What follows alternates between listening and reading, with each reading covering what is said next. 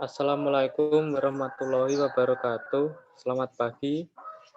Yang terhormat Ibu Vina Fakhriyah selaku dosen pengampu konsep sains di SD dan teman-teman kelas B yang berbahagia. Pada hari ini saya Ronald Octavianus sebagai moderator yang akan memandu kegiatan diskusi. Topik yang akan kita bicarakan mengenai sistem otot.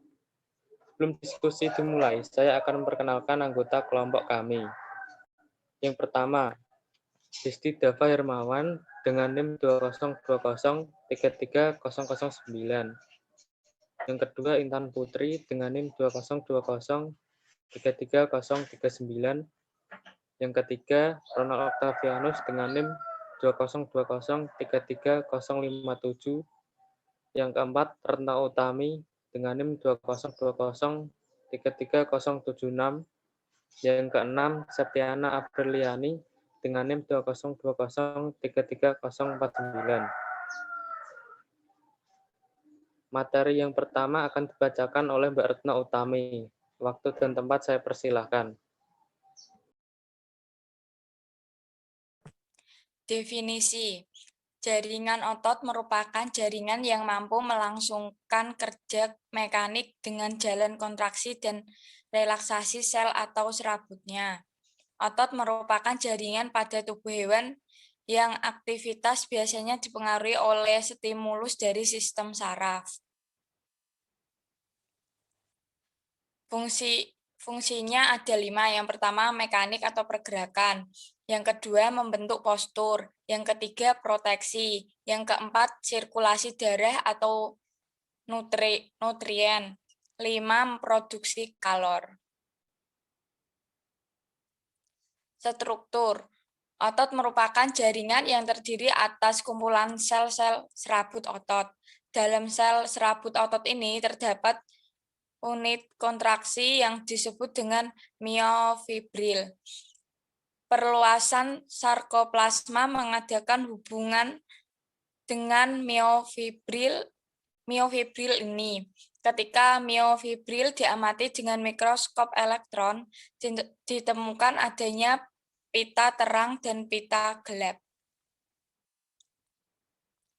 Ini merupakan otot memiliki 3 kemampuan khusus, yaitu 1. Kontrabilitas, yaitu kemampuan untuk kontraksi atau memendek. Yang kedua, ekstensibilitas, yaitu kemampuan untuk melakukan gerakan kebalikan dari gerakan yang ditimbulkan saat kontraksi. Yang ketiga, elastisitas, yaitu kemampuan otot untuk kembali pada ukuran semula setelah berkontraksi. Selanjutnya akan dibacakan oleh Septiana.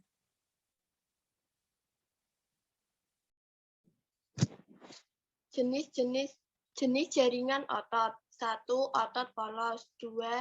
Otot lurik. 3. Otot jantung. 1. Otot lurik berbentuk silindris atau serabut panjang. Setiap sel mempunyai banyak inti dan terletak di bagian tepi sarkoplasma. Bekerja di bawah kehendak otot sadar. Kontraksi otot lurik cepat tetapi tidak teratur dan mudah lelah, melekat pada rangka tubuh.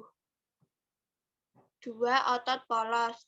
Bentuk sel seperti gelondong, bagian tengah besar dan ujungnya meruncing. Dalam setiap sel otot polos terdapat satu inti sel yang terletak di tengah dan bentuknya pipih. Otot tidak sadar. Kontraksi otot polos sangat lambat dan lama, tetapi tidak mudah lelah. Otot polos terdapat pada alat-alat tubuh bagian dalam. 3. Otot jantung. Berbentuk silindris atau serabut pendek.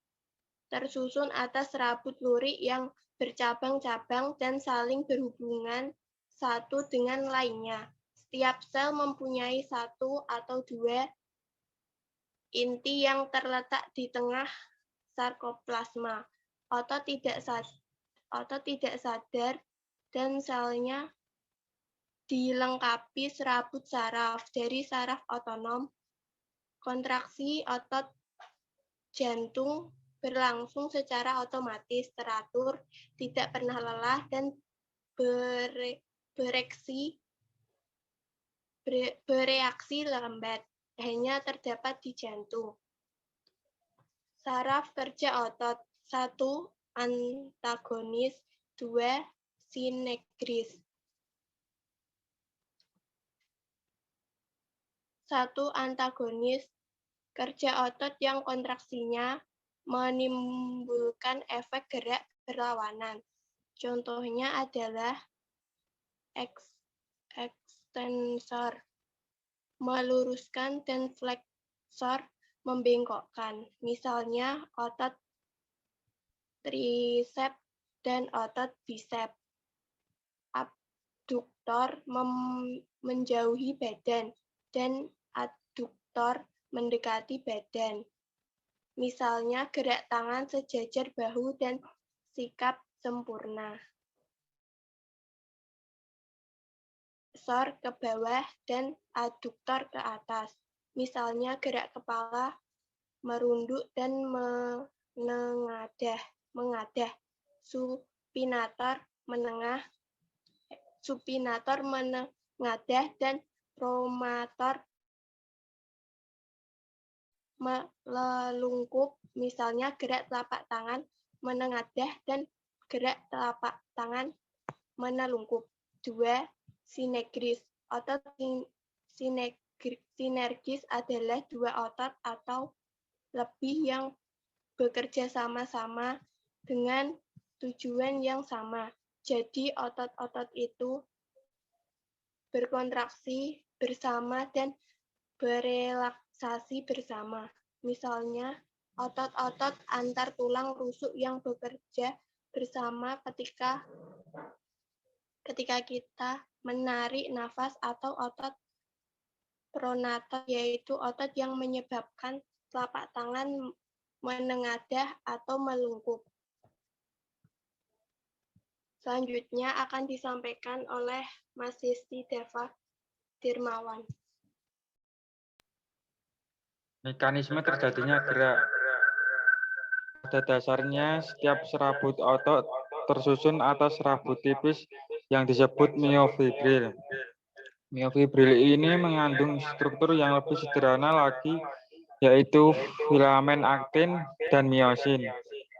Filamen-filamen ini saling bergeser keluar masuk atau tumpang tindih yang menghasilkan kontraksi dan relaksasi otot, sehingga disebut dengan teori pergeseran filamen. Struktur yang terlibat kontraksi relaksasi. Yang pertama, miofibril, sebuah bentukan silindris yang memanjang sepanjang otot lurik yang mengandung filamen aktin dan miosin. 2. Sarkomer dan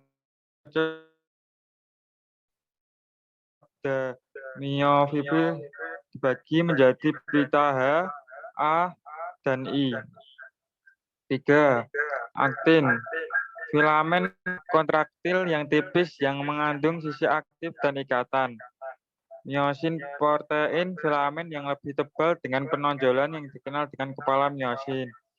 Yang kelima, tropomiosin, sebuah protein aktin pengikat yang mengatur kontraksi otot. 6.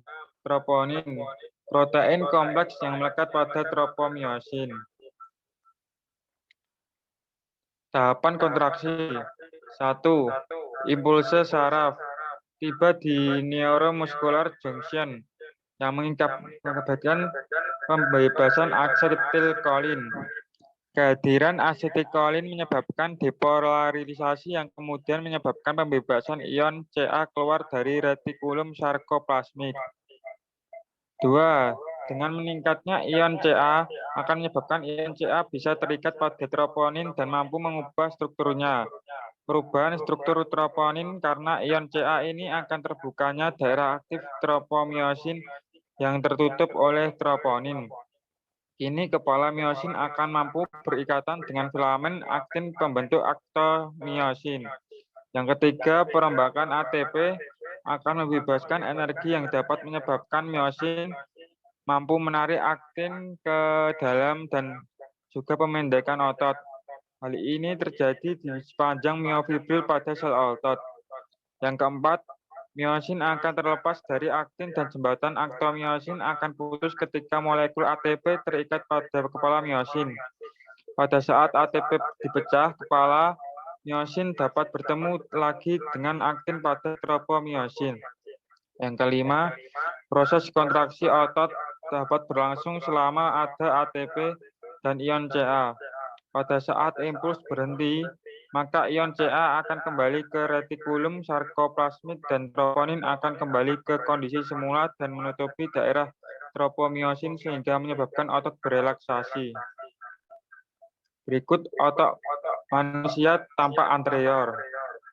Berikut otot manusia tampak posterior. Berikut otot wajah. Berikut otot perut dinding perut anterolateral terdiri dari kulit, fascia, dan 4 pasang otot, the external oblique, internal oblique, transversus abdomini, rectus abdominis. Otot perut dan dada dinding perut anterolateral terdiri dari kulit, fascia, dan 4 pasang otot, the external oblique, internal oblique, transversus abdomini, rectus abdominis. Otot dada terdiri atas pectoralis major, serratus anterior. Selanjutnya akan dilanjutkan oleh Mbak Intan Putri Damayanti.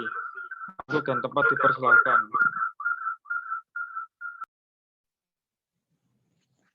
Otot lengan yang pertama bicep brachii adalah otot besar yang terletak pada permukaan anterior lengan. Yang kedua, the brachilias letaknya mendalam pada otot bicep brachii. Otot ini paling kuat di fleksor lengan pada sendi siku.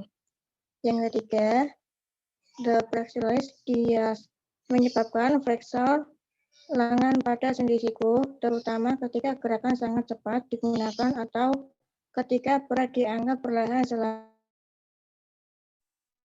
Kemudian tricep brachii adalah otot besar yang terletak pada permukaan posterior lengan. Yang terakhir, the anecus adalah otot kecil yang terletak di bagian lateral aspek posterior siku yang membantu tricep brachii dalam memperluas lengan pada sendi siku.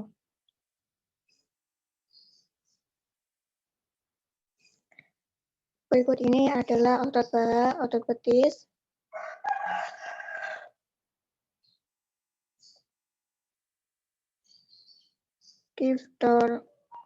distrofi otot adalah penyakit genetik yang merusak syarat otot. Gejala penyakit tersebut adalah kelemahan, kehilangan mobilitas, dan kekurangannya koordinasi.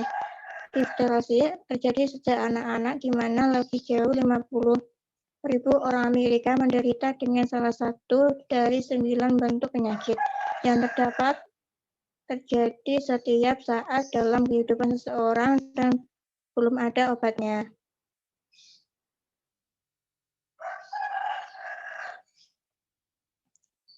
Fibromialgia adalah gangguan kronis yang ditandai dengan nyeri otot yang luas, kaku, kelelahan, dan nyeri yang di daerah tertentu. Sementara ini adalah penyakit yang sulit untuk menentukan dan mendiagnosa dan dapat meniru banyak sekali masalah medis dan lainnya. Dalam memperoleh penerimaan sebagai masalah kesehatan yang dikenal secara dekade terakhir.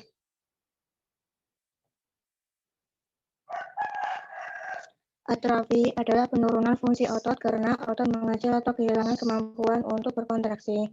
Gangguan ini dapat disebabkan oleh penyakit polimetis, yaitu penyakit yang menyebabkan oleh virus. Otot yang mengalami atrof akan mengalami gangguan ukuran sampai 25% dari ukuran semula. Hipertrofi adalah otot yang berkembang menjadi lebih besar dan kuat. Hipertrofi disebabkan aktivitas otot yang kuat sehingga diameter serabut otot membesar.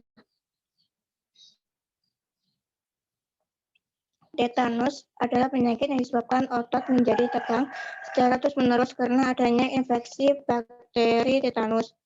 yang terbentuk basi. Bakteri ini masuk melalui luka yang terdapat dalam tubuh. Hernia abdominalis.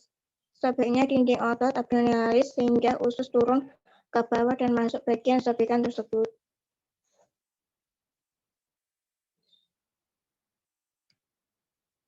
Myasthenia gravis adalah penyakit autoimun kronis yang ditandai dengan kelemahan otot dan kelelahan. Sebuah rincian sambungan neuromuskular menyebabkan otak kehilangan kontrol atas otot-otot ini mengalami tanda dan gejala termasuk kelopak mata terbuai, sulit untuk menelan, kelelahan otot, sulit untuk bernafas, ketidakmampuan untuk mengontrol ekspresi wajah, dan lainnya. Kram adalah sebuah kejang otot yang terjadi karena kontraksi otot yang terus-menerus atau bekerja terlalu berat sehingga otot mengejang dan terasa sakit. Kram juga terjadi karena cuaca dingin atau gejala ketidakseimbangan air dan ion di dalam tubuh.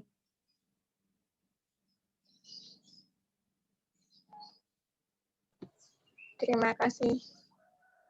Demikian tadi diskusi dari kelompok kami. Apabila ada kesalahan kata, kami ucapkan mohon maaf. Terima kasih. Wassalamualaikum warahmatullahi wabarakatuh.